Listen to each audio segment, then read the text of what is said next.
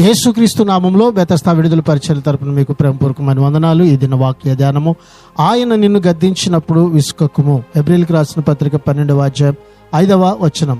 బాధలు అనుభవించడం మంచిది అంటున్నాడు.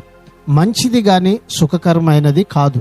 దేవుని వాక్కులోని సత్యాన్ని, రమ్యతను చూచేలా మన కళ్ళు తెరిచేది, దానికి విధేయులమయ్యేలా చేసేది ఏదైనా సరే అది మంచిదే. రచయిత కష్టాలు మనుషుల మూలంగా కలిగాయి గాని దేవుడు వాటిని అతని మేలుకే ఉపయోగించాడు. దేవుడు వ్యాధిలో నుంచి ఆరోగ్యాన్ని ఇచ్చాడు, పేదరికంలో నుంచి ఐశ్వర్యాన్ని ఇచ్చాడు, అలాగే బలహీనతలో నుంచి బలాన్ని కూడా తెచ్చేటువంటి వాడుగా ఉన్నాడు.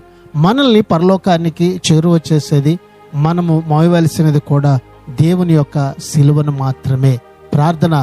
మహాపరిశుద్ధుడా, మహోన్నతుడా, జీవాధిపతి, మా మంచి యేసయ్య, మరొక నూతన దినాన్ని మీరు మాకు ఇచ్చినందుకు మీకు వందనాలు, స్తోత్రాలు చెల్లిస్తూ, మీ నిమిత్తమైనటువంటి బాధ అనుభవించటం మా జీవితానికి ఆశీర్వాదకరమని ఈ దినాన నీ లేఖనం ద్వారా మాకు మీరు ఆజ్ఞాపించిన విధంగా ప్రభువా, నీ ఆజ్ఞలను ప్రభువా మేము అన్ని విషయాల్లో లోబడుతూ ప్రభువా, నీ గద్దింపునకు మేము విసుకక నిత్యము ప్రభువా నీ ఆలోచన ప్రకారం జీవించే ధన్యతను ప్రభువా ఈ దినాన ఈ నీ ప్రజలందరికీ మీరు దయచేయమని యేసు పరిశుద్ధ నామములో ప్రార్థించి అడిగి వేడుకుంటున్నాము తండ్రి. ఆమెన్.